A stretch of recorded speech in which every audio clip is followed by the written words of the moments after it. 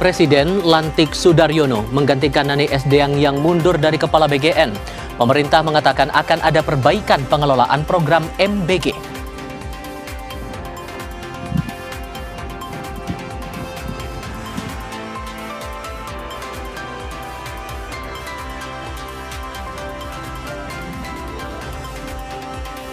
Militer Iran IRGC mengerahkan serangan drone dan rudal ke titik aset militer Amerika Serikat di Timur Tengah. Drone Nasar 2 disusul rudal balistik Qasim dengan hulu ledak berbeda ini diklaim menjadi kejutan dari Iran.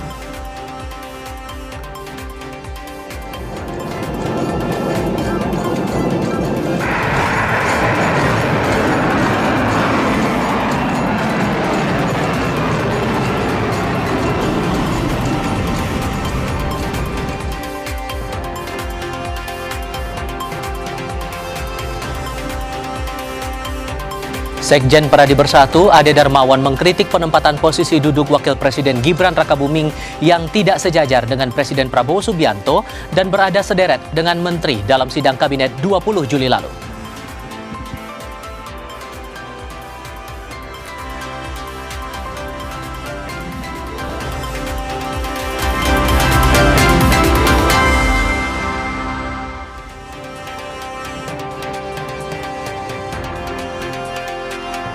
Halo, selamat datang di Kompas Petang. Saya masih Tarigan. Dan saya Tifal Solesa. Hari ini 22 Juli 2026. Laporan pertama datang dari Bekasi, Jawa Barat. Diduga akibat korsleting listrik, sebuah rumah berlantai 2 terbakar.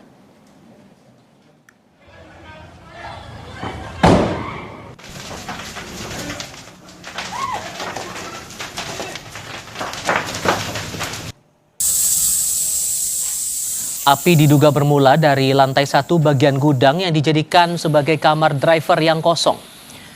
Api sempat merambat ke bagian dalam rumah dan membuat penghuni rumah panik hingga keluar menyelamatkan diri.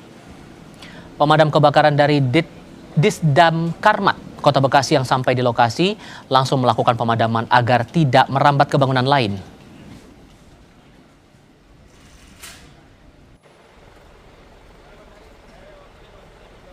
Sementara objeknya ini terbakar gudang sebuah rumah dan objeknya kemungkinan dari korsleting listrik. Itu rumahnya? Enggak, lantai 1. Oh, lantai 1. Sempat merambat nggak sih Bang ke ini? Alhamdulillah Rumah tidak ada perambatan karena alhamdulillah respon kita juga cukup. Saudara, impas 2 depo bongkar muat di Cilincing lalu lintas di ruas Jalan Cakung, Cilincing, Jakarta masih macet panjang hingga Rabu sore.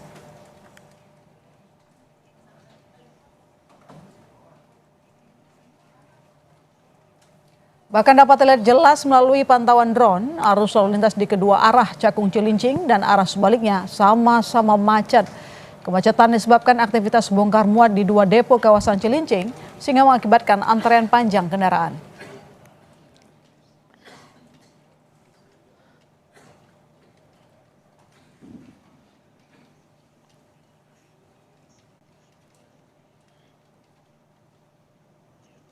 Para sopir truk kontainer mengeluh tertahan hingga lebih dari 10 jam lamanya. Bahkan salah satu sopir truk mengaku sudah 15 jam antre masuk depo kontainer Cilincing, Jakarta Utara. Sopir mengaku kemacetan masuk depo kontainer kerap terjadi tapi tidak separah seperti sekarang ini.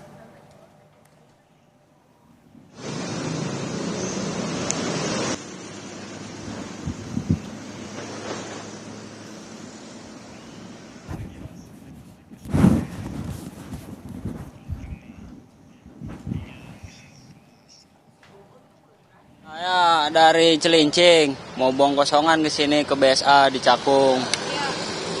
Dari kemarin malam ini saya antri di sini, diputer lagi. Sampai sekarang ini masih macet. Tahu ada 1 hari atau berapa jam? Hampir 15 jam lah saya antri gini dari sono sampai ke sini. Sekarang belum nyampe deponya. Tolonglah yang ngatur di sana. Ya kan kita supir-supir ini panas apa. Resiko di jalan, tolonglah dipercepat biar nggak terlalu macet gitu.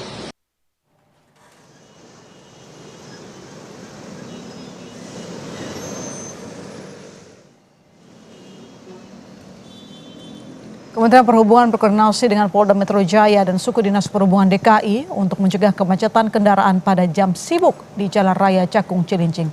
Kemacetan kembali terjadi karena ada truk kontainer yang mengantre panjang di lajur kiri jalan untuk bongkar muatan. Menteri Perhubungan Dudi Purwagande menyebut Dinas Perhubungan DKI sudah melakukan rekayasa lalu lintas untuk mengantisipasi kepadatan.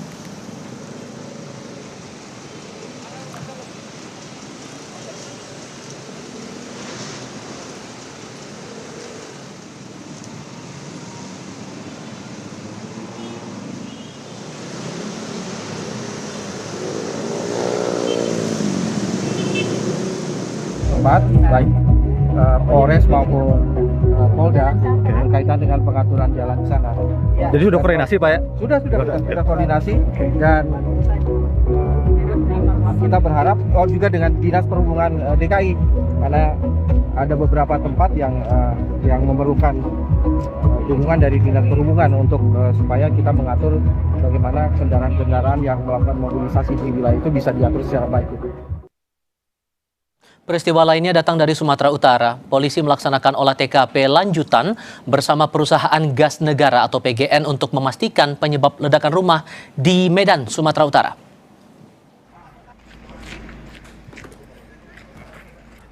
Olah TKP lanjutan dilaksanakan setelah evakuasi seluruh korban ledakan di perumahan Grand Polonia, Kota Medan. Olah TKP untuk memastikan apakah ledakan dipicu kebocoran gas dari jaringan pipa gas. Area lokasi ledakan dipasangi garis polisi, sementara petugas berada di dalam rumah untuk mengumpulkan sejumlah bukti.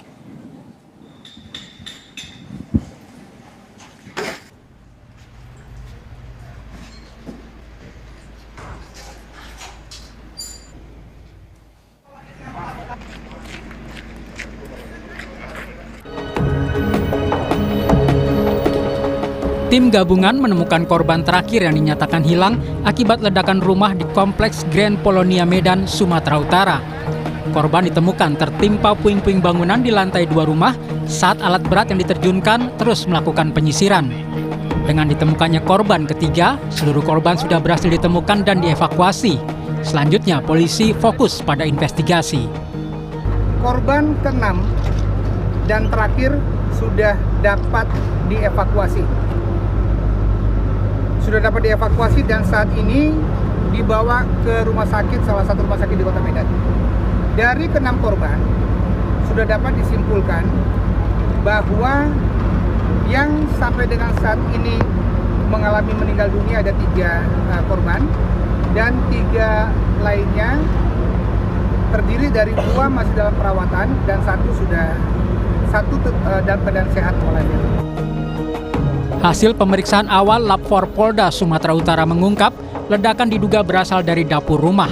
Tim Lab 4 Polda Sumut menemukan adanya gas metana di dalam dapur.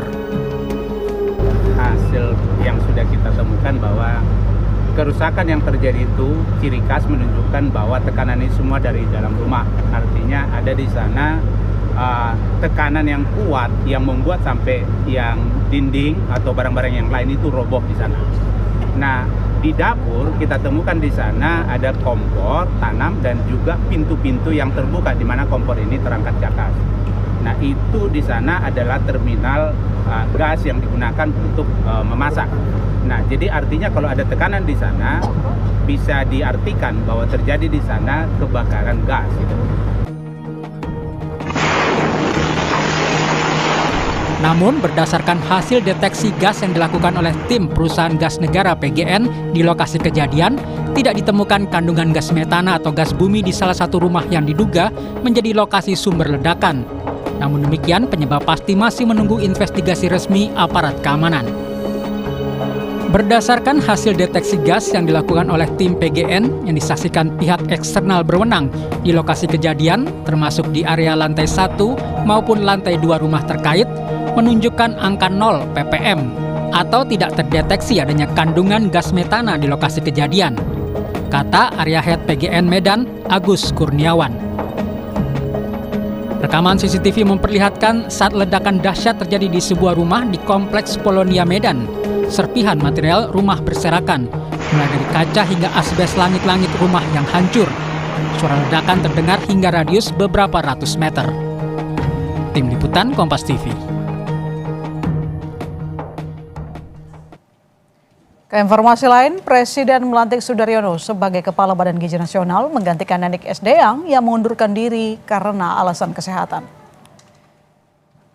Sudaryono dilantik sebagai Kepala Badan Gizi Nasional hari ini setelah Presiden menerima surat pengunduran diri dari Nanik Esdeyang. Sebelumnya, Istana menyebut penunjukan Sudaryono sebagai Kepala BGN masih sejalan dengan pengalamannya bertugas sebagai Wakil Menteri Pertanian. Sudaryono juga menyebut pengalamannya selama di Kementerian Pertanian bisa digunakan untuk menyelesaikan sejumlah masalah di Badan Gizi Nasional. Ia pun menegaskan akan terbuka terhadap seluruh masukan dari berbagai pihak terkait pelaksanaan Badan Gizi Nasional. Lebih banyak mendengar, ingin kemudian lebih banyak menerima masukan dari semua. Ya. Ada barangkali ditemukan hal-hal yang janggal, ada ide-ide baru dan lain-lain, kami siap untuk menerima masukan dan menjadi bahan pertimbangan untuk kami mengambil sebuah keputusan. Bapak Ibu semua yang saya hormati, ini adalah tugas berat, anggarannya besar, grande, seluruh Indonesia, dan ini adalah program Bapak Presiden menyangkut demokrasi atau demokratisasi gizi ke seluruh anak kita.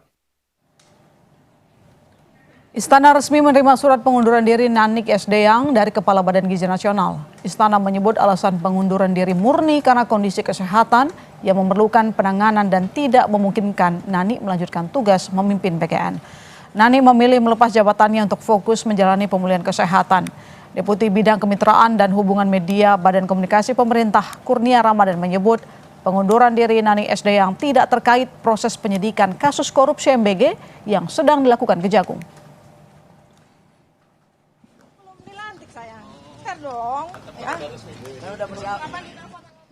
Proses hukum dilakukan oleh Kejaksaan Agung, sedangkan mengundurkan diri itu adalah sikap dari pribadi Bu Nani.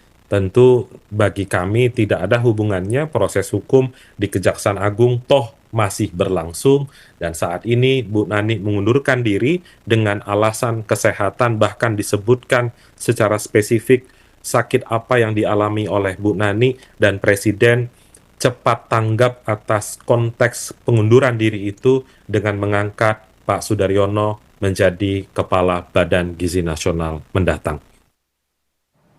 Sejumlah pekerjaan rumah menanti Kepala BGN yang baru Sudaryono pasca mundurnya Nanik Esdeyang. Salah satunya adalah perbaikan tata kelola MBG pasca kasus korupsi yang menerpa lembaga ini. Kita bahas bersama Kamru Samad, juru bicara Gerindra, dan Isnawati Hidayah, anggota MBG Watch. Selamat petang, Bang Kamru. Selamat petang, Mbak Isnawati. Selamat petang. Oke, saya ke Mbak Isna dulu. Mbak Isna, setelah 45 hari menjabat sebagai Kepala BGN, Ibu Nani mundur. Jadi digantikan oleh Sudaryono yang sebelumnya menjabat sebagai Wamentan dan merupakan orang dekat dari Presiden Prabowo. Anda melihat, Anda optimis bahwa akan ada pembenahan yang optimal di BGN? Tidak, kami merasa sangat pesimis ya Mbak ya. Karena kami melihat bahwa keputusan ini adalah keputusan paling buruk yang diambil oleh Bapak Presiden Prabowo selama implementasi dari MBG. Karena polanya itu sama ya, yang dipilih adalah Bapak Sudaryono. Masyarakat harus tahu siapa beliau. Beliau adalah Wamen, beliau juga menjabat sebagai Komisaris Utama Pupuk Indonesia, dan juga beliau merupakan memiliki jaringan bisnis dan media ya yang sangat luas seperti itu. Jadi kita lihat bagaimana rangkap jabatan ini dan dekat secara politik dengan Bapak Presiden, menjabat di program yang sangat krusial dan strategis dengan anggaran yang begitu besar seperti BGN ini begitu.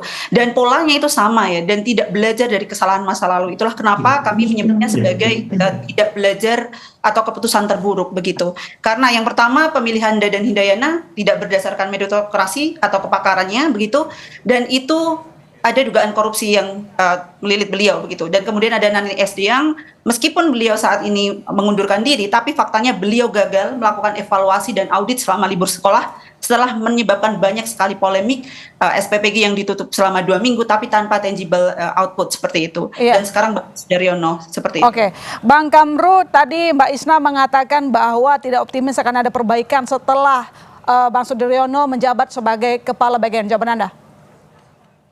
Ya, saya kira kita beri kesempatan orang bekerja ya.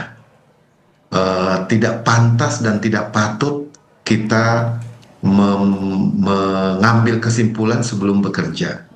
Dan kalau kita lihat 44 hari Bu Nani bekerja, memimpin BGN bersama tim secara kolektif kolegial, ada beberapa langkah maju yang signifikan dilakukan.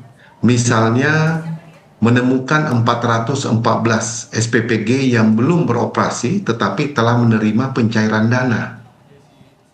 Artinya virtual account-nya itu ganda dan berpotensi merugikan negara ratusan miliar dan telah dikembalikan ke kas negara. Jadi ini adalah kesungguhan dari tim pemerintah yang kami lihat dari DPR untuk betul-betul menuntaskan akar masalahnya. Nah, jadi kita beri kesempatan karena deputy juga adalah tim baru yang baru saja diberikan kepercayaan. Tentu perlu waktu untuk membangun simetri kerjasama karena kita tahu Mbak Ilona, kami sebagai mitra kerja BPKP yang kami sudah mendapatkan paparan yang cukup lengkap di Komisi 11 tentang kondisi MBG. Jadi langkah tepat dengan menempatkan orang-orang seperti deputy dari unsur Dikdasmen untuk memastikan KPM-nya terintegrasi data yang tepat, dari Kementerian Kesehatan untuk memastikan kualitas produk yang dihasilkan, itu adalah langkah-langkah nyata dalam pembenahan SDM. Begitu Mbak Ilona. Oke, terkait dengan pembenahan SDM Bang Kamru, apakah mungkin ada alasan lain kenapa Ibu Nani mundur dari Kepala BGN? Karena setelah mundur dia dipilih, diangkat jadi Ketua Dewas BGN. Kemudian juga ada pemilihan 5 pejabat baru BGN. Nanti dijawab Bang, kami segera kembali saudara, tetap di Kompas Petang.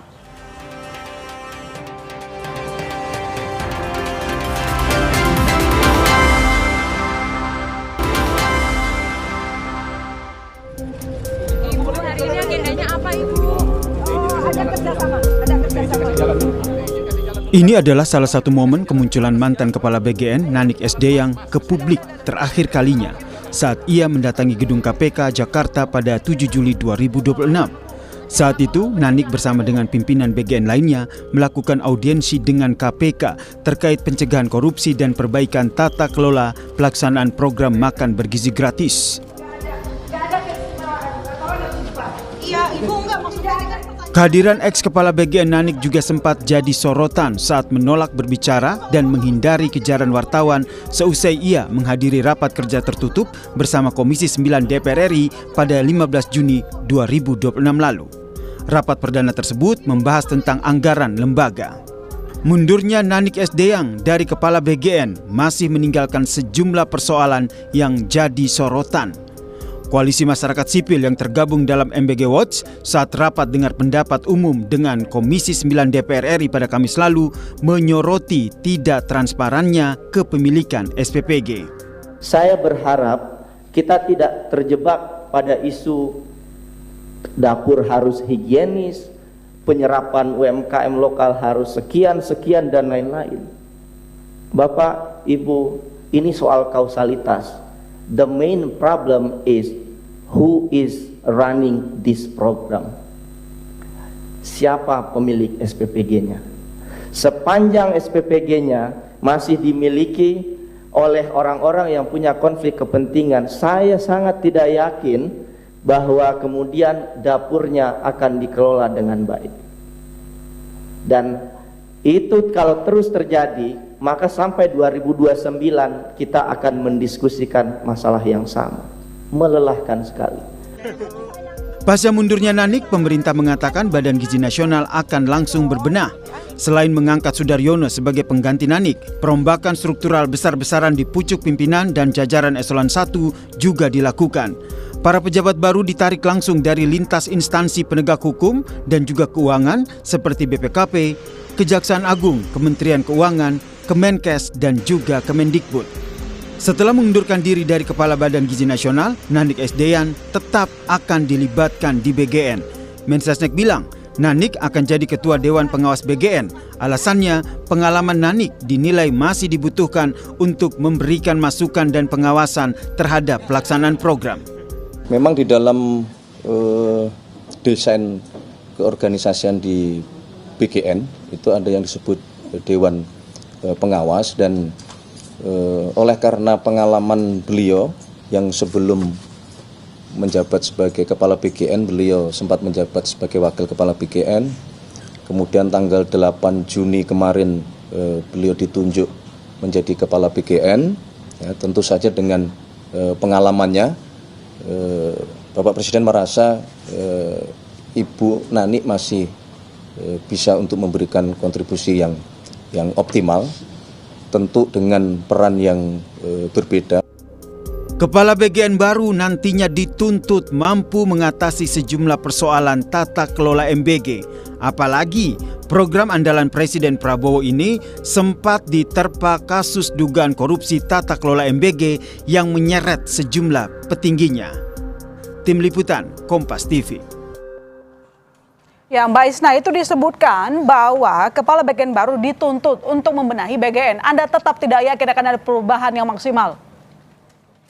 Tidak ada perubahan yang maksimal, itu tetap yang menjadi keyakinan kami ya. Yang pertama adalah yang menjadi masalah itu bahkan anggaran pun belum jelas saat ini, masih dikaji. Terus juga SPPG masih disisir, terus penerima manfaatnya belum jelas. Bahkan ada SPPG yang memiliki banyak konflik kepentingan begitu. Itu belum settle, tapi MBG terus digenjot, terus dilakukan, anggaran terus terserap seperti itu. Dan Pak Sudaryono ini memiliki latar belakang di mana bisnis, media, dan kedekatan politiknya sangat erat ya. Jadi kami meragukan bagaimana beliau bisa independen untuk menjalankan MBG ini begitu. Jadi masyarakat sipil tetap akan fokus bahwa kita harus stop MBG, kita perlu bubarkan BGN dan SPPG karena BGN ini adalah lembaga baru yang terlalu mahal. Jadi program pemenuhan gizi harusnya dilakukan oleh Kementerian Kesehatan tanpa menghamburkan anggaran seperti saat ini. Jadi apa yang Anda baca dari perombakan pejabat? Ada 5 pejabat baru dilantik, kemudian mundur Kepala BGN Nanik digantikan oleh Sudaryono. Apa yang Anda baca?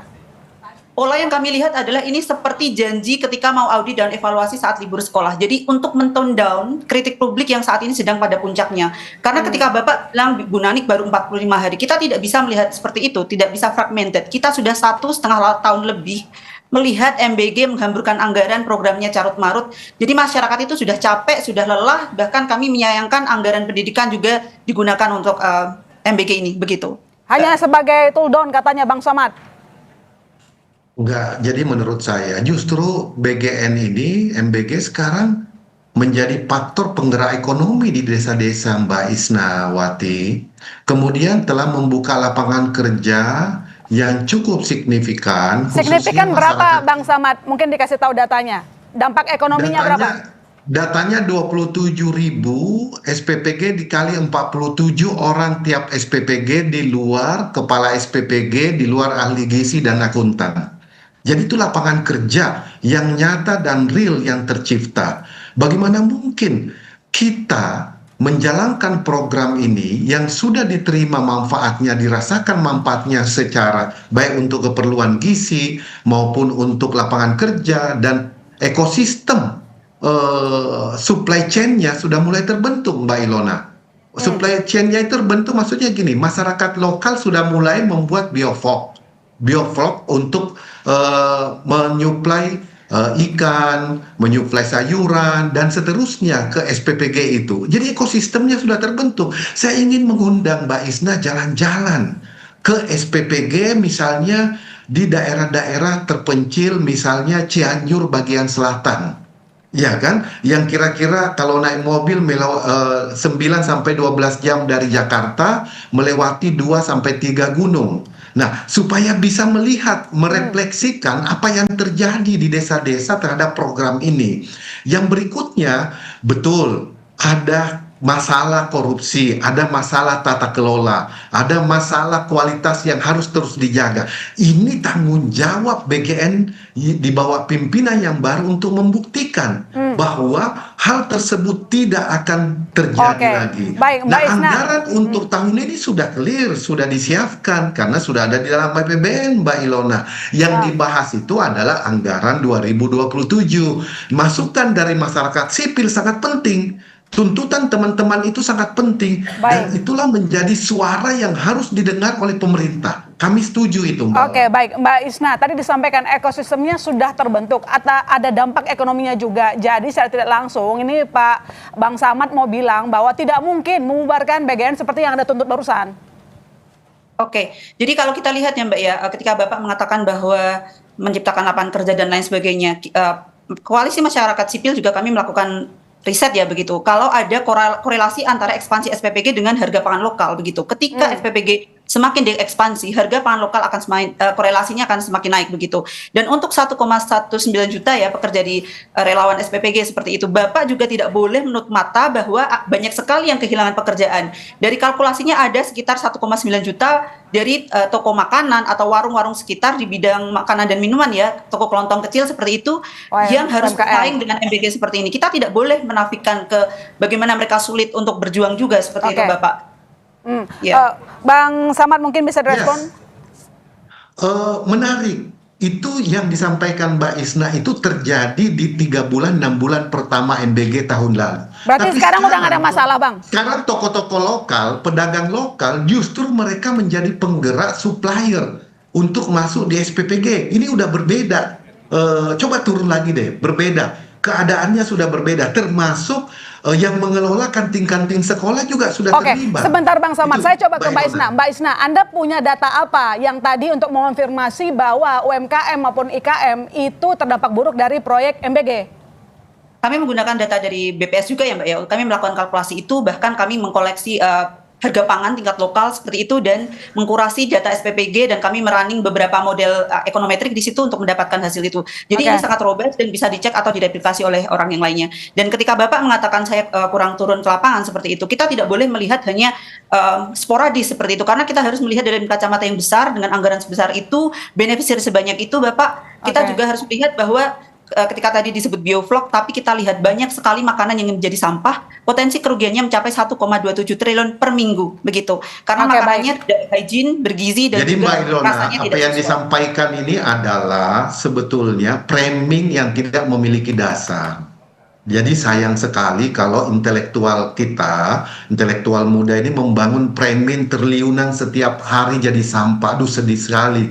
Saya jujur aja di provinsi Bangka Belitung saya turun, di provinsi Kalimantan Tengah saya turun, di provinsi Kepulauan Riau saya turun yang pulau-pulau, di provinsi Jawa Timur saya turun, di provinsi Jawa Tengah saya turun, di Jawa Barat apalagi Mbak Ilona. Saya memang di tahun lalu banyak yang belum terintegrasi, tetapi sekarang pengolahan limbah sampah dari SPPG juga sudah mulai berjalan Mbak Ilona. Jadi untuk dijadikan kompos supaya kebutuhan masyarakat lokal itu bisa terpenuhi. Ini sampah murni ya, bukan kelebihan Bang makanan. Samad, jadi kalau saya pertegas lagi, pemilihan atau pergantian dari kepala BGN, kemudian pelantikan 5 pimpinan baru murni untuk perbaikan BGN ya? Ya, ini komitmen pemerintah untuk terus memenuhi harapan publik, Mbak Ilona. Baik, terima kasih Bang Samad, terima kasih Mbak Isna telah bergabung di Kompas Petang. Sampai ketemu lagi. Terima kasih. Kami punya diskusi lain untuk Anda, tapi usai jeda. Presiden Prabowo Subianto sudah menaikkan keputusan Presiden tadi sebagai Jaksa Agung Muda Tindak Pidana Khusus atau Jampitsus menggantikan Febri Adriansyah.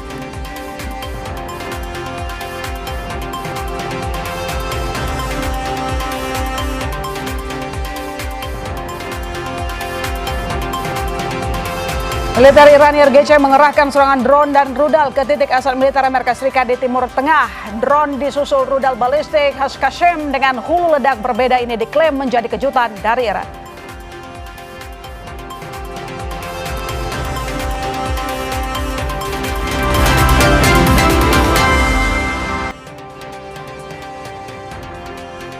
Bertemu kembali. Presiden Prabowo Subianto sudah menaikkan keputusan Presiden yang menunjuk Kuntadi sebagai Jaksa Agung Muda Tindak Pidana Khusus atau Jampitsus menggantikan Febri Adriansyah. Menteri Sekretaris Negara Prasetyo Hadi mengatakan alasan penunjukan Kuntadi berdasarkan usulan dari Jaksa Agung Sanitiar Burhanuddin. Kuntadi selama ini dikenal sebagai jaksa karir yang pernah menangani korupsi tata niaga timah dan pengadaan infrastruktur BTS Kominfo.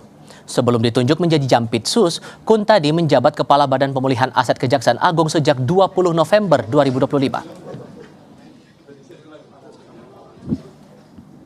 Ya, jadi beberapa pejabat yang masuk di dalam Kepres tersebut adalah atas nama yang pertama Dr. Asep Nana Mulyana, SH Mhum, selaku Wakil Jaksa Agung. Kemudian Dr. Leonard Eben Ezer Simanjuntak, SH-MH, selaku Jaksa Agung Muda Tindak Pidana Umum. Kemudian Dr. Kuntadi, SH-MH, selaku Jaksa Agung Muda Tindak Pidana Khusus. Mengecam sikap dan pernyataan yang kami nilai merendahkan serta menghina profesi wartawan. Dengan ini saya bertegas, saya tidak pernah menghina atau melecehkan organisasi wartawan. Pengacara Hotman Paris Hutapea kembali diadukan ke polisi akibat ucapannya yang dinilai menghina profesi wartawan. Usai PWI, kini Perkumpulan Media Independen Online atau MIO Indonesia melaporkan Hotman Paris ke Polda Metro Jaya. Menurut pihak MIO Indonesia, pernyataan Hotman bukan lagi semata-mata perbedaan pendapat dalam konferensi pers karena telah mempertanyakan kapasitas dan intelektualitas wartawan dengan ungkapan yang merendahkan. Mengecam sikap dan pernyataan yang kami nilai merendahkan serta menghina profesi wartawan. Perbedaan pendapat adalah hal yang biasa. Kritik pertanyaan wartawan juga merupakan hal yang sah. Namun kritik tidak boleh berubah menjadi penghinaan terhadap profesi. Tetapi merendahkan profesi wartawan secara terbuka di hadapan publik adalah persoalan yang berbeda. Menanggapi pelaporan dirinya ke polisi, Hotman memberi klarifikasi jika situasi saat konvers di Kejagung, dirinya terpancing emosi karena pihak penanya terus menanyakan hal yang tidak bisa ia jawab secara terbuka. Dengan ini saya bertegas, saya tidak pernah menghina atau melecehkan organisasi wartawan, tidak pernah menghina PWI dan sebagainya. Ada seseorang laki-laki berdebat sama saya, dia tidak memperkenalkan dirinya. Dia mengatakan apa agenda tersembunyi dari lembaga tersebut. Dia menyebutkan nama institusi. Terus saya bilang, dari mana gua tahu apakah dia punya agenda atau tidak lembaga tersebut? Tapi dia ngotot terus. Dan dia juga tidak memperkenalkan dirinya, dia tidak mengasih tahu apakah dia wartawan, dia juga tidak bilang namanya, dia juga tidak bilang bahwa dia dari organisasi manapun. Hingga kini, penyidikan kasus korupsi yang menyeret mantan Jampitsus Febri Adriansyah baru sebatas pemeriksaan Febri sebagai tersangka pada hari Jumat lalu. Kala itu, penyidik Kejagung baru memeriksa Febri dalam perkara korupsi PT Asabri dan memutuskan tidak menahan mantan Jampitsus itu. Hari ini sudah di BAP ada 18 pertanyaan dan kesimpulannya tidak ada penahanan. Diperiksa sebagai tersangka. Hari ini hanya sebatas kepada kasus PT Asabri. Sikap Kejaksaan Agung yang memilih tak menahan mantan Jampitsusnya itu dinilai mantan Kabareskrim Polri Susno Duaji sebagai suatu ujian profesionalitas Korps Adiaksa itu di mata publik. Menurut Susno, dengan 3 kasus korupsi dan TPPU yang tengah diusut, maka diperkirakan setidaknya ada 10 tersangka. Namun jika Kejagung hanya berhenti di 2 orang tersangka, maka keseriusan Kejagung akan dipertanyakan. Korupsi suap kepada FA berarti ada yang menyuap. Maka dengan 3 kasus pokok saja ditambah dengan pencucian uang, ini bisa minimal tersangkanya berkembang menjadi 10-an.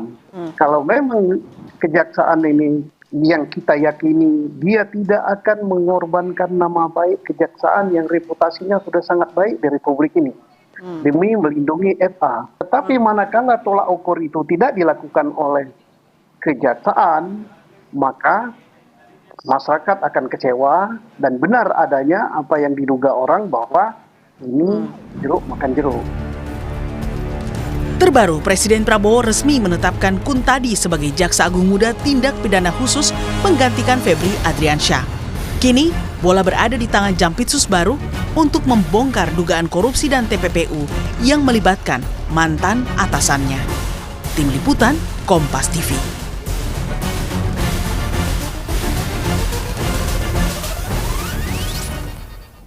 Ditunjuknya Kuntadi sebagai Jampitsus baru menggantikan Febri Adriansyah ini berarti kasus korupsi yang menyeret ex Jampitsus akan ditangani langsung oleh mantan bawahan Febri.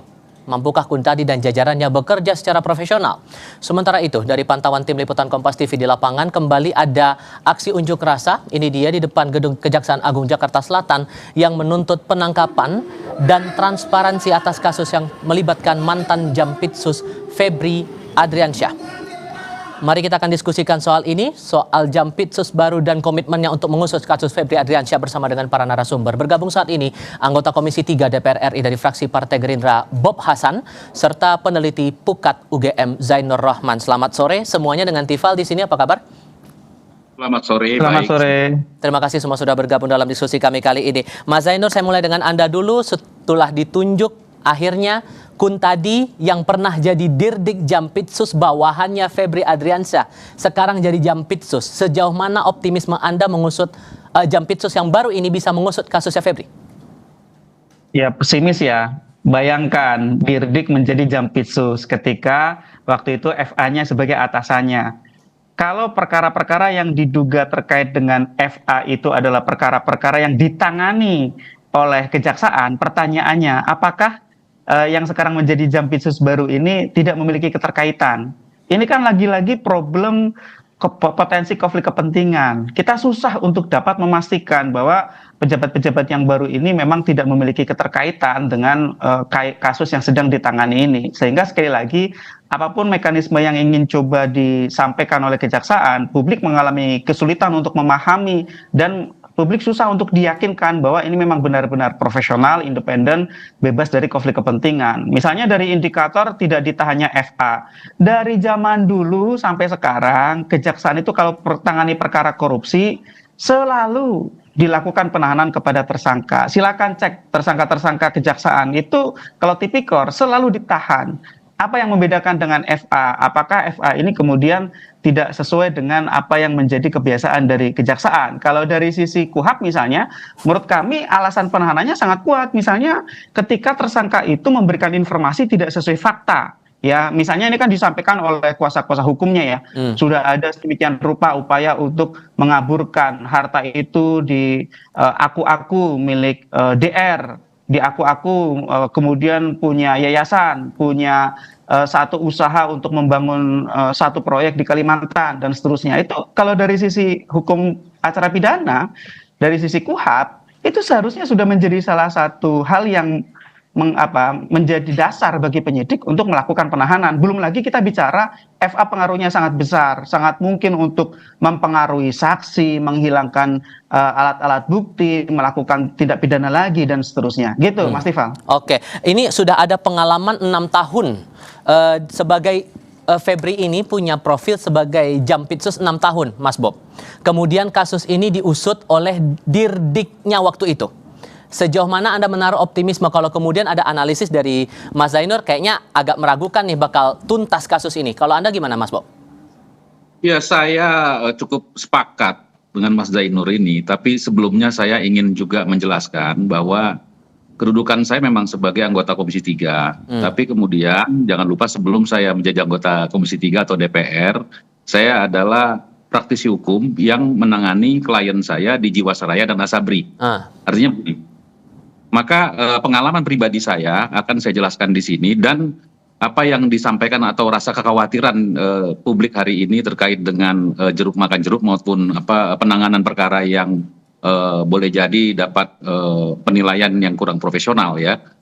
Tapi ini kita pun jangan juga mengesampingkan profesionalitas kejaksaan pada hari ini, keseriusannya akibat karena kan kita sama-sama tahu ya perkara ini udah mengemuka terlalu hebat dan luar biasa ya.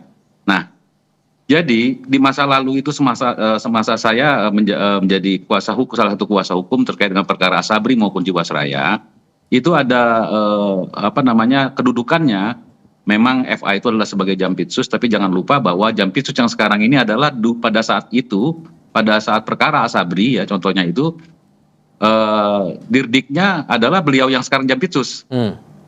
Nah, ini kan memang ada terjadi pikiran-pikiran yang kontraproduktif, tapi ya kita tidak boleh juga seperti prolog saya tadi, jangan mengesampingkan daripada profesionalismenya. Kalau kemudian kalau kemudian ada keseriusan menurut Anda, kita coba kita lihat lagi. Hari Jumat FA disebutkan sudah diperiksa oleh Kejaksaan Agung oleh Jampitsus, tapi batang hidungnya tidak kelihatan oleh wartawan. Disebutkan dikonfirmasi oleh penasihat hukum. Ini sudah hari Rabu, tapi belum ada perkembangan lagi. Ini kalau Anda melihat keseriusannya di bagian mana menurut Anda, Mas Bob? Saya akan urai tentang pertanyaan tanda tanya atau misterius tentang keseriusan. Saya akan urai begini. Jadi gini, mengapa sekarang itu? Kita mulai dulu awal. Mengapa perkara ini kemudian kembali ke kejaksaan? Ya.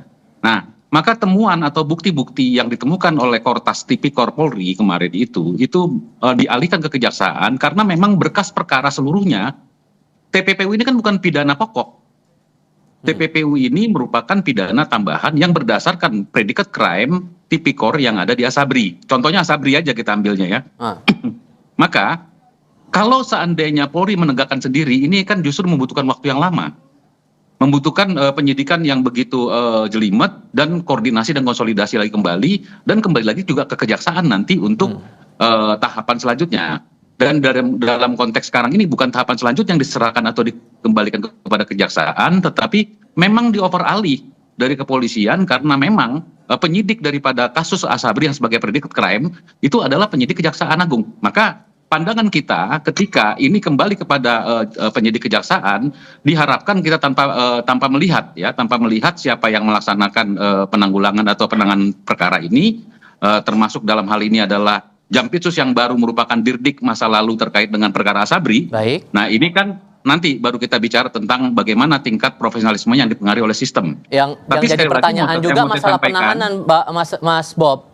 Don Rito ditahan, tapi FA-nya tidak ditahan. Nah gimana tuh? Ya, nah maka ketika ini kejaksaan sebagai penyidik yang atas alat bukti yang ditemukan oleh Polri, Kortas Polri, maka koordinasi alat bukti tentang alat bukti ini menjadi penting. Ya, nah. Soal waktu dan sebagainya, saya pikir itu relatif ya, relatif kapan mau ditahan. Saya pikir cepat atau lambat ya tersangka FA itu akan ditahan, akan ditangkap ya. Nah, tetapi kembali sekali lagi bahwa penahanan dan penangkapan ini harus memenuhi ketentuan sebagaimana KUHP yang baru sekarang ya. Jangan sampai kemudian nanti bila mana ada kemudian pra peradilan telah menjadi presiden yang buruk. Baik. Sehingga opini-opini yang dibangun yang oleh oknum-oknum tertentu itu menjadi menguat. Padahal sebenarnya itu opini-opini yang tidak beralasan menurut saya bahwa penetapan tersangka terhadap FA itu memang sudah sangat meyakinkan. Ya, karena dalam suasana kebatinan pada saat saya menjadi kuasa hukum, saya paham betul ya, bagaimana itu pihak-pihak oknum-oknum yang kemudian melakukan satu proses penekanan dan sebagainya sehingga ada aliran-aliran dana itu dimungkinkan seperti itu. Mas Zainur, karena itu pandangan dari Mas Bob. Terlebih lagi udah ada komitmen membentukkan tim 9 untuk pengusutan kasus yang FA ini. Kalau kemudian Anda masih meragukan, Mas Zainur, hal apa lagi yang perlu ditunjukkan oleh Kejaksaan Agung bahwa ini serius? Perlukah ada pihak lain menurut Anda mengusut kasus ini selain tim 9? Ya, yang paling penting ini kan penegakan hukum dalam situasi tidak biasa ya. Artinya bayangkan penyidikan di tengah jalan diserahkan kepada aparat penegak hukum lain. Tidak ada dasarnya dalam KUHP, nggak ada dasarnya di undang-undang manapun, itu tidak ada. Artinya ini memang situasi krisis dalam penegakan hukum. Dalam situasi krisis, Mas Tifal, itu harusnya update informasi itu transparan. Secara berkala Kejaksaan Agung sampaikan hari ini apa update dari perkembangan penyidikannya. Tidak harus materi penyidikan yang itu merupakan rahasia di dalam penyidikan, tetapi apa progres yang sudah dicapai sehingga publik dapat mengetahui, oh ini memang ada satu perkembangan yang berarti. Sampai sekarang kan publik susah untuk memahami ya, bahkan untuk sekadar mengetahui FA di mana saja. Sekarang publik nggak tahu tuh FA ada di mana, batang hidungnya kan nggak pernah diperlihatkan. Malah misalnya kuasa hukumnya bisa konvers di depan gedung Jampitsus gitu ya. Yang kedua adalah ini tidak bisa hanya dengan misalnya membentuk tim 9 kemudian publik akan serta-merta percaya. Yang bisa meningkatkan kepercayaan publik, kalau mengembalikan susah ya, meningkatkan kepercayaan publik adalah langkah-langkah dari penyidiknya ya. Penyidiknya harus menyampaikan langkah apa yang dilakukan untuk menyelesaikan penyidikan perkara ini. Sehingga sederhananya perlu pihak luar atau tidak, Mas? Ya kalau soal pihak luar kan ada batasannya ya. ya tidak bisa masuk ke substansi perkara. Misalnya Komisi 3. Komisi 3 punya kewenangan pengawasan menurut Undang-Undang Dasar, tetapi kan tidak bisa masuk kepada materi penyidikan. KPK yang menurut Undang-Undang diberikan kewenangan untuk melakukan korsup ya. Korsup itu boleh melakukan penelitian dan penelaahan. Tapi kan juga sama, itu hanya lihat-lihat saja, tidak boleh pegang. Jadi ya tetap menurut saya kembali lagi kepada transparansi dari penyidiknya dan bagaimana perkembangan itu harus disampaikan day to day. Ini situasi krisis, tidak bisa kemudian dianggap ini biasa dan kemudian publik akan lupa. Enggak, publik tidak akan lupa untuk kasus ini. Oke, nah menurut Anda Mas Bob, tim 9 dan Kuntadi sebagai Jampitsus yang baru ini bisa betul-betul berani dan bekerja dalam tanda kutip sehat menangani kasus mantan atasannya ini? Keberanian maupun juga profesionalisme kinerja daripada Pak Kuntadi dan kawan-kawan atau tim 9 itu kemungkinan dapat dibuktikan dengan cara-cara sebagaimana sarannya Mas Zainur tadi. Artinya transparansi, keterbukaan ya terkait dengan tahapan-tahapan penyidikan, keberlanjutannya terlebih dengan pengalihan ya. Artinya jangan sampai pengalihan ini menjadi persepsi atau presiden yang buruk atau negatif terkait dengan pengalihan dari Polri ke Kejaksaan. Padahal tadi sudah saya jelaskan bahwa justru menurut hemat saya berpikir sebagai personal praktisi hukum, mantan praktisi hukum yang dahulunya saya sebagai salah satu kuasa hukum ya. Justru dengan dialihkannya ke Kejaksaan ini merupakan proses percepatan, pemotongan tahapan-tahapan yang selama ini yang nantinya ke depan bila mana Polri yang memegang itu akan melalui tahapan-tahapan yang cukup membutuhkan waktu yang lama. Nah, tetapi tinggal bagaimana transparansi tahapan-tahapan penyidikan yang dilakukan oleh 9 ini juga jangan terlalu lama. Ya, artinya apa? Penetapan tersangka yang biasanya dalam extraordinary crime seperti atau sebagaimana tipikor ini tidak dibutuhkan waktu lama-lama, bahkan lebih dari cepat daripada 1 kali 24 jam untuk dilakukan penahanan, ya kan? Nah, soal bahwa dugaan-dugaan apa segala macam itu kan dibuktikan di pengadilan. Tetapi ketika penetapan tersangka yang sudah disertai oleh alat bukti yang terpenuhi sebagaimana ketentuan yang berlaku, itu sudah barang pasti jaminan yang tidak perlu lagi kita ragukan atau dikhawatirkan untuk adanya upaya hukum terkait dengan pra-peradilan dan sebagainya. Terakhir Mas Zainur, dengan sepak terjang Kuntadi pernah menangani kasus Tata Niaga Timah, kemudian BTS, Kominfo, ini kan kasusnya cukup mentereng juga. Kalau Anda melihat kasusnya FA ini, sejauh mana Kuntadi harus memberikan buktinya kepada publik?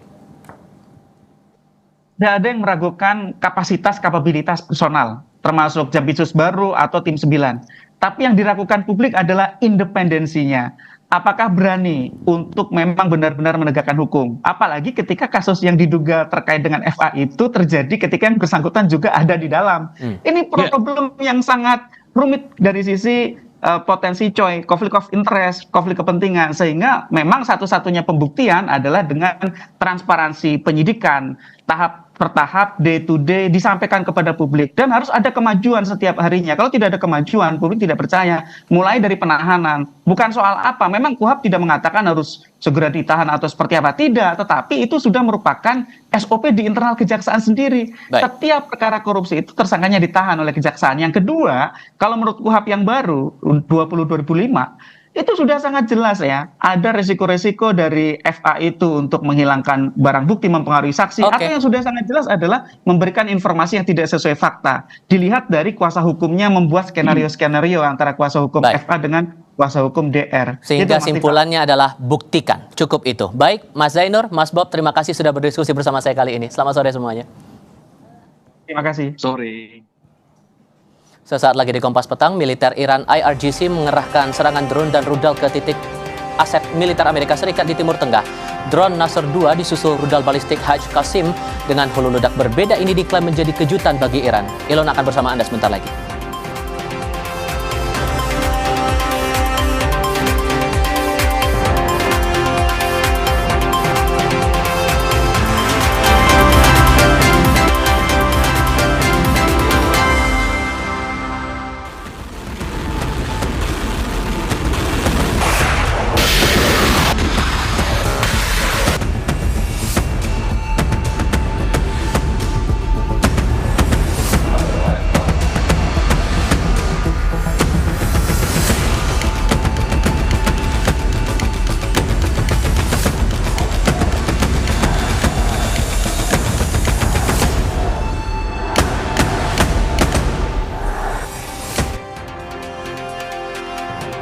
Saudara, Iran merilis rekaman yang memperlihatkan peluncuran rudal dan drone dalam sebuah operasi militer yang diklaim menargetkan kepentingan Amerika Serikat di kawasan Timur Tengah.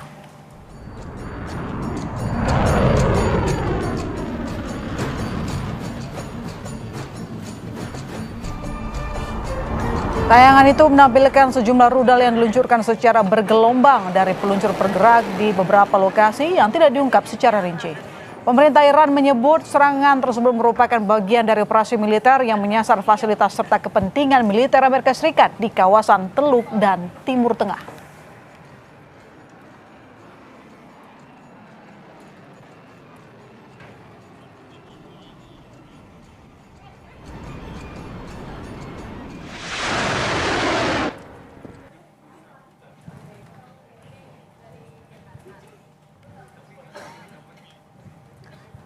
Garda Revolusi Iran merilis video drone ditempel striker bergambar pemain timnas Spanyol Lamine Yamal membawa bendera Palestina.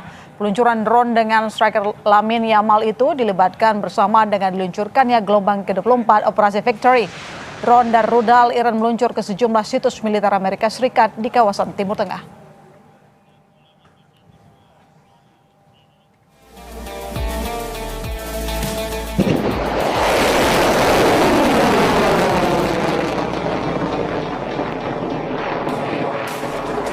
Militer Iran IRGC mengerahkan serangan drone dan rudal ke titik aset militer Amerika Serikat yang baru. Drone Nashar 2 disusul rudal balistik khas Qasem dengan hulu ledak berbeda diklaim menjadi kejutan dari Iran.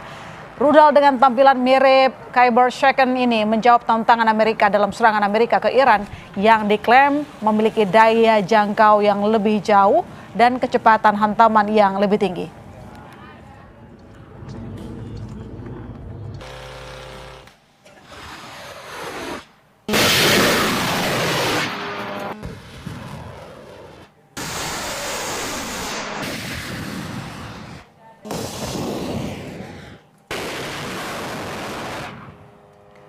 Sementara itu, serangan tahap 21 operasi Thunderbolt dari Angkatan Darat Iran menyasar pangkalan utama Amerika di Kuwait Al-Doha.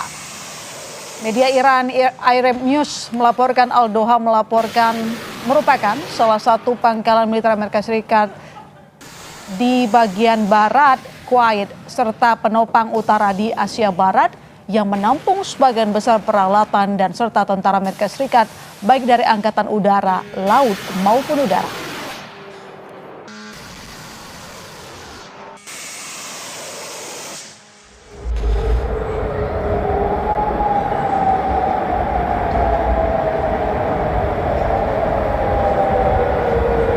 Suara sirine terdengar di Amman, Yordania pada hari Senin ketika Iran melancarkan serangan terhadap sekutu Amerika.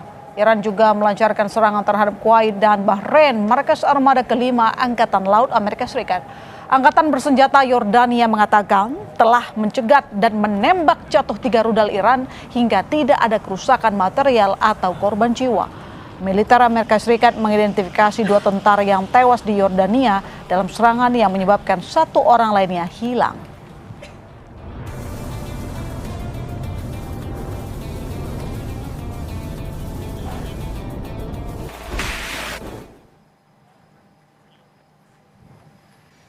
Militer Amerika Serikat menyelesaikan serangan malam ke-11 terhadap Iran pada Rabu pagi. Komando Pusat Amerika Serikat menargetkan hanggar pesawat dan lokasi penyimpanan drone Iran. Serangan terbaru ini terjadi setelah Presiden Donald Trump mengisyaratkan bahwa serangan akan diidentifikasi. Dengan negosiasi dan pengirim melalui Selat Hormuz yang sebagian besar terhenti, kedua belah pihak berupaya mendapatkan pengaruh dengan menargetkan infrastruktur sipil.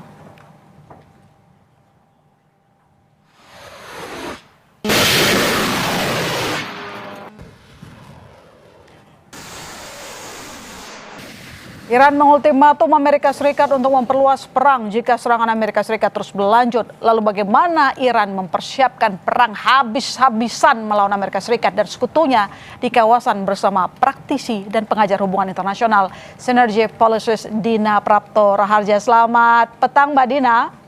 Selamat petang Mbak Ilona. Ya, Iran ultimatum Amerika Serikat akan menyerang habis-habisan kalau adu kuat. Apa respon Amerika? Iran dalam posisi nggak mungkin mundur ya, sehingga sebenarnya apapun yang terjadi, Iran pasti berusaha untuk mendapatkan status yang lebih baik di kawasan, dan sebenarnya posisinya tetap sama ya, dia berharap mendapatkan rekognisi bahwa stabilitas di kawasan Timur Tengah itu wajib melibatkan Iran, sehingga isolasi dan sanksi ekonomi yang berkepanjangan terhadap Iran otomatis harus dicabut. Makanya Hormuz dia pegang terus. Jadi Amerika Serikat dalam posisi dalam kepentingan dalam negerinya sendiri adalah untuk menunjukkan bahwa apa yang diinisiasi tanggal 28 Februari 2026 itu adalah jalan yang benar. Itu aja, dia berusaha mempertahankan bahwa apa yang dilakukan itu bukan yang keliru gitu. Oke. Artinya saja masalahnya ya memang ternyata sepanjang perjalanan ini ada begitu banyak resistensi yang besar ya dari pihak Iran. Kalau Iran tidak mungkin mundur, bahkan mengultimatum Amerika Serikat, dia dapat dukungan politik dari mana, Mbak Dina? Dapat tidaknya dukungan politik dari negara lain itu adalah hal tambahan begitu buat Iran. Jadi satu, saya mau sorot dari dalam negerinya Iran sendiri. Iran itu kan punya pengalaman historis diserang habis-habisan ya, dalam perang Iran-Irak, kemudian juga saat dia dilumpuhkan di revolusi Iran, sehingga dengan posisi yang sudah terjepit habis jatuh revolusi 79 itu, dia langsung diserang oleh Irak dibantu oleh Amerika Serikat. Bisa dibayangkan situasi di dalam negeri Iran itu melakukan penyesuaian. Jadi yang kita hadapi sekarang ini, mereka akan terlintas lagi apa yang pernah mereka alami, sehingga mereka melihat nggak mungkin bahwa perang ini akan berlangsung pendek, mereka justru harus bersiap jangka panjang. Dari sisi dukungan eksternal, saya melihatnya negara-negara di kawasan, terutama negara Gulf, negara-negara Teluk, ini dalam posisi yang sekarang diperlakukan kurang patut sebenarnya sebagai mitranya Amerika Serikat. Jadi dari pihak negara-negara Teluk ini sekarang posisi berusaha sebenarnya jangan sampai Iran itu terlalu digencet, karena kalau digencet, ditekan, efeknya itu justru Iran akan melawan ke negara-negara yang terdekat. Tapi kenapa, pertanyaannya adalah kenapa Iran justru memilih untuk menyerang negara-negara Teluk?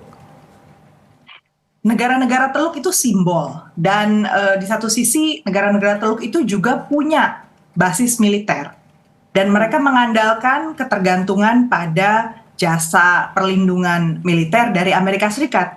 Itu yang menjadi simbol bahwa eksistensi Iran itu tidak mungkin dengan eksistensi dari Amerika Serikat di kawasan itu bisa bersama.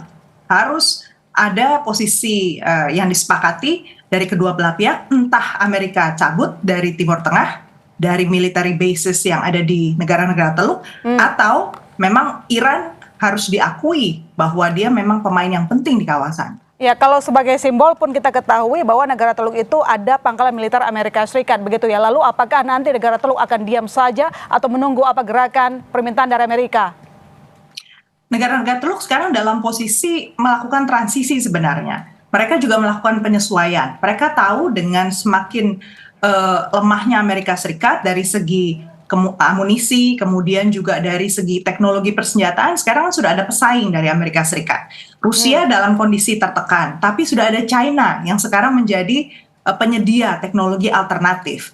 Sebenarnya kerjasama Iran dengan China, kemudian Saudi Arabia dengan China, bahkan India dengan Pakistan dengan China itu kan sudah berkembang. Artinya pemain alternatif dari Amerika Serikat itu ada. Hanya saja proses penyesuaian sehingga semua bisa berpindah ke jalur kerjasama yang lebih luas dengan China itu masih butuh waktu. Nah itu yang juga akhirnya ada negosiasi sama Amerika Serikat lah. Cuman Amerika Serikat ini negosiasinya lewat senjata. Ada opsi lain sebenarnya bagi Iran misalnya untuk melakukan penyerangan militer Amerika Serikat yang melakukan blokade. Kenapa bukan langkah itu yang diambil? Kalau jadi gunanya menyerang itu sebenarnya adalah untuk menunjukkan bahwa jalur-jalur yang ada sekalipun itu bukanlah yang terbaik gitu. Oke. Bahkan ketika ditawarkan oleh Iran, ini kan gosipnya ada tawaran dari Iran ya, tapi kalau saya sih menduganya sebenarnya bukan dari Iran, tapi dari negara-negara tetangga, tawaran untuk gencatan senjata yang 10 hari itu. Jadi kalau beritanya kan ini dari pihak Iran kalau menurut Amerika Serikat. Tapi dugaan saya sebenarnya negara-negara di kawasan itu juga dengan aktif berusaha untuk mengendalikan arah perang dengan cara memberi dorongan lah untuk tolonglah di stop dulu serangannya supaya jangan sampai eskalasinya ini terlalu berlebihan. Ya, tadi posisi negara Teluk sudah kita ketahui, tapi bagaimana dengan posisi negara NATO seperti Rusia? Responnya seperti apa dengan melihat sudah hampir 2 pekan saling serang antara Amerika Serikat dengan Iran?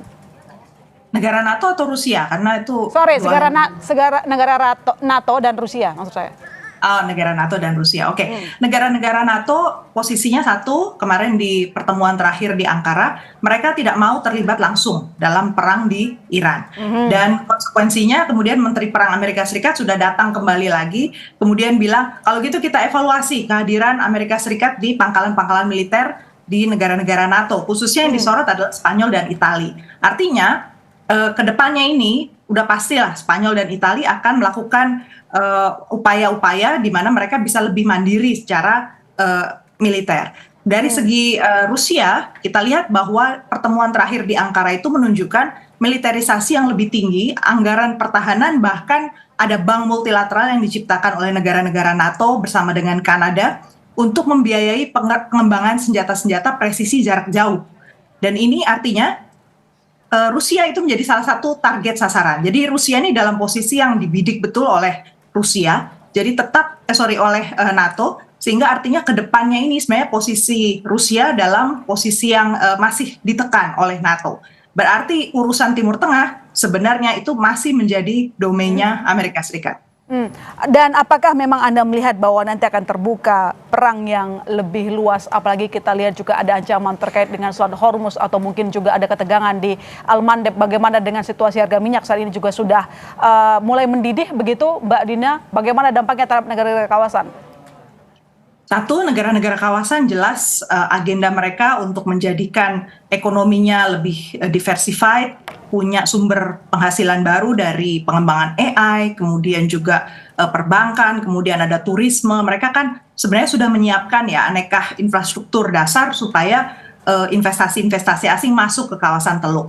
Kenyataannya dengan ketidakpastian yang ada dan diprediksi ini akan jangka panjang, maka dana yang mereka miliki itu harus dipindahkan ke luar negeri. Artinya yang kita lihat di dalam negeri negara-negara Teluk itu pasti ada penyusutan ekonomi selama mereka bertransisi memindahkan dana-dananya keluar kawasan. Yang diharapkan oleh Amerika Serikat ini yang kemarin negosiasi juga dari pihak Amerika dengan negara Teluk adalah pindahnya ke Amerika dong. Nah, kalau saya lihat sih dalam jangka panjang justru negara-negara kawasan di Teluk itu akan berusaha untuk satu sisi tidak akan mengkonfrontir langsung bilang tidak pada Amerika Serikat, tapi mereka menyimpan dananya untuk bekerja sama dengan mitra lain. Salah satunya yang paling utama adalah China. Baik, terima kasih Mbak Dina telah bergabung di Kompas Petang. Sampai ketemu lagi. Terima kasih. Sorotan lain di Kompas Petang, Saudara Sekjen Pradi Bersatu Ade Darmawan mengkritik soal penempatan posisi duduk Wakil Presiden Gibran Raka Buming Raka yang tak sejajar dengan Presiden Prabowo Subianto dan berada sederet dengan menteri dalam sidang kabinet 20 Juli lalu. Kami hadirkan sesaat lagi.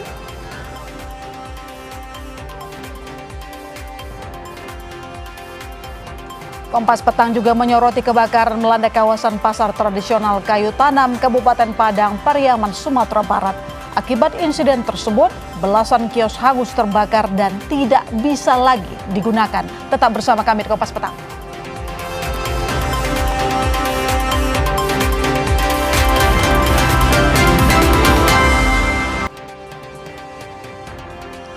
Kebakaran melanda kawasan pasar tradisional Kayu Tanam, Kabupaten Padang, Pariaman, Sumatera Barat. Belasan kios hangus terbakar dan tidak bisa lagi digunakan.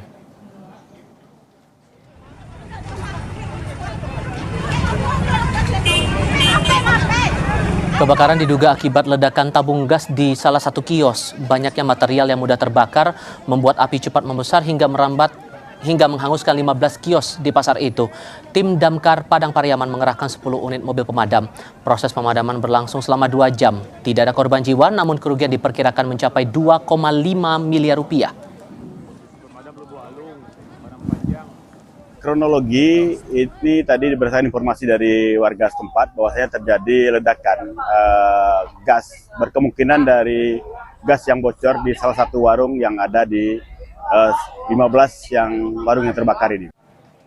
Kita ke berita lain, Sekjen Pradi Bersatu Ade Darmawan mengkritik soal penempatan posisi duduk Wakil Presiden Gibran Rakabuming Raka yang tak sejajar dengan Presiden Prabowo Subianto dan berada sederet dengan menteri dalam sidang kabinet 20 Juli lalu. Sebelumnya Istana mengatakan hal ini hanya persoalan teknis.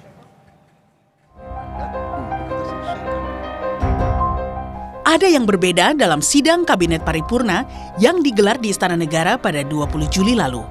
Wakil Presiden Gibran Rakabuming tidak duduk di sebelah Presiden Prabowo. Namun Gibran duduk sejajar dengan sejumlah menteri, di antaranya Menko Bidang Perekonomian Erlangga Hartarto, Menko Bidang Pangan Zulkifli Hasan, Menteri Sekretaris Negara Prasetyo Hadi, dan Sekretaris Kabinet Teddy Indrawijaya. Posisi duduk Wapres Gibran ini berbeda dengan sidang kabinet paripurna yang digelar pada Jumat 13 Maret lalu di lokasi yang sama. Saat itu, kursi Gibran ditempatkan sejajar dengan Presiden Prabowo. Gibran duduk berdampingan di sisi kiri Prabowo saat memimpin sidang kabinet paripurna. Mensesnek Prasetyo Hadi menjelaskan, posisi Presiden Prabowo dan Wakil Presiden Gibran yang tidak duduk berdampingan pada saat sidang kabinet paripurna semata-mata disebabkan kebutuhan teknis pelaksanaan sidang. Bapak Presiden berada di tengah-tengah, dan kalau yang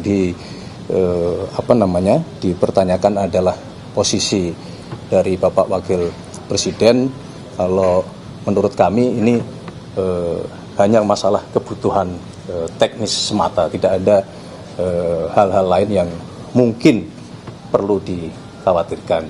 Yang paling penting justru bagaimana secara substantif apa yang disampaikan oleh Bapak Presiden ke seluruh jajaran adalah memberikan penilaian, memberikan evaluasi, menyampaikan prestasi-prestasi Kabinet Merah Putih yang selama kurang lebih. Namun, Sekjen Pradi Bersatu Ade Darmawan menyebut posisi duduk Wapres Gibran yang tidak berdampingan dengan Presiden Prabowo dinilai menyalahi aturan undang-undang. Karena sesuai tata letak protokoler, Wakil Presiden harus duduk berdampingan dengan Presiden. Saya bisa katakan bahwa betul bahwa kedudukan itu hal yang tidak pantas dinilai dari Undang-Undang Nomor 9 tahun 2010 tentang keprotokolan. Artinya Undang-Undang Nomor 9 tentang keprotokolan jelas mengatur tata letak di mana Presiden harus duduk dan Wakil Presiden harus duduk serta peserta dari sidang kabinet tersebut. Hal ini mencerminkan sesuatu hal yang saya melihat bahwa apakah ini dadakan atau tidak, karena sidang kabinet itu tentunya harus dipersiapkan secara matang dan harus tentunya tata letak susunan kursi dan lain-lain sebagainya tentu mengikuti Undang-Undang Nomor 9 tahun 2010. Sidang kabinet pada 20 Juli lalu dimanfaatkan Presiden Prabowo untuk menyampaikan evaluasi dan capaian pemerintah sekaligus memberikan arahan percepatan program pada semester kedua 2026. Tim Liputan Kompas TV. Kami akan kembali. Unjuk rasa menuntut penangkapan dan transparansi penanganan kasus korupsi dan TPPU yang melibatkan mantan Jampitsus Febri Adriansyah berlangsung di depan Gedung Kejaksaan Agung. Lengkapnya sebentar lagi.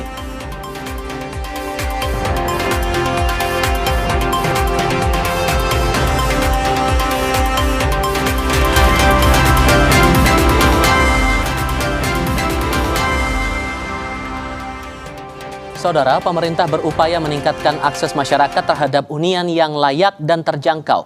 Salah satunya melalui program dan skema pembiayaan dengan melibatkan berbagai pihak demi mendukung pemenuhan kebutuhan perumahan nasional. Pemerintah mendorong percepatan program perumahan bagi masyarakat. Salah satunya melalui penguatan skema pembiayaan dan persiapan pelaksanaan penyerahan sertifikat gratis bagi masyarakat berpenghasilan rendah atau MBR, serta penguatan program KUR perumahan. Ya, di situ memang pencapaian paling tinggi adalah KUR perumahan. Jadi di sektor perumahan ini sangat terbantu untuk menggerakkan pertumbuhan ekonomi. Nah, buktinya tadi, kalau enggak ngapain dinaikin kuotanya? Ya dinaikin karena serapannya sangat tinggi.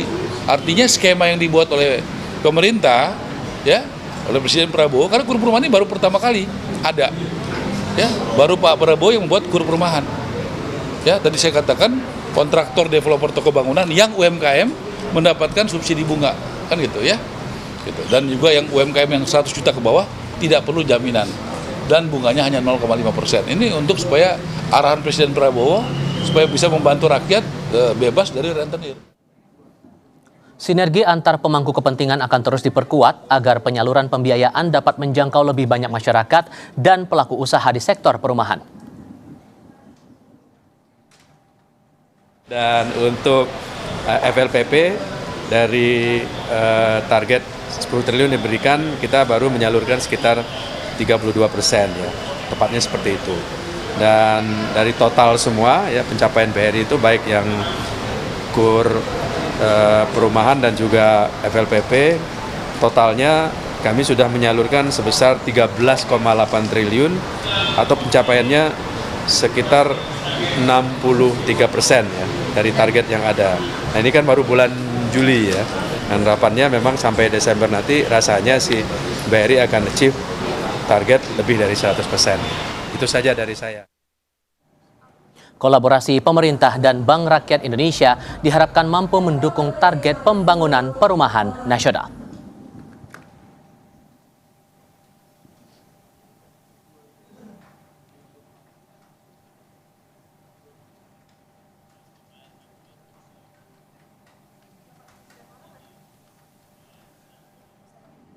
Bergeser ke berita lain, aksi unjuk rasa menuntut penangkapan dan transparansi terhadap penanganan kasus dugaan korupsi dan TPPU yang melibatkan mantan jaksa muda pidana khusus Kejaksaan Agung Febri Adriansyah dilakukan di depan gedung Kejagung. Kami hadirkan usai jeda.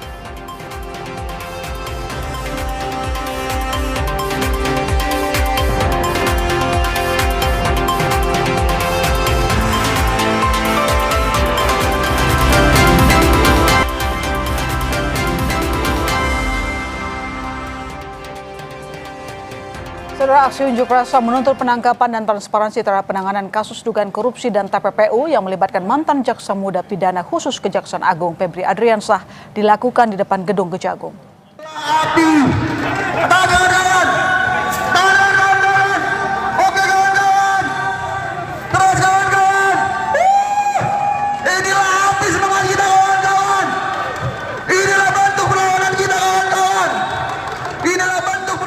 Aksi unjuk rasa yang dilakukan massa dari Jalan Intelektual Hukum Nasional digelar di depan gedung Kejaksaan Agung Republik Indonesia Kebayoran Baru, Jakarta Selatan.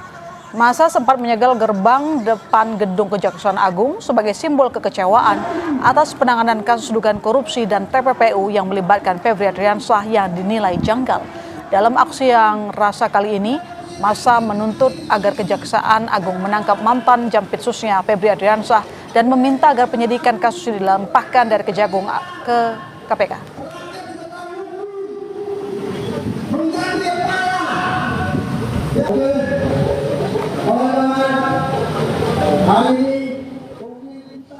Informasi tadi menutup perjumpaan kita di Kompas Petang. Saya Mahasister Tarigan. Saya Tifal Solesa, Friska dan Radi hadir sebentar lagi dalam Sapa Indonesia Malam. Jadi tetap di Kompas TV, independen, terpercaya.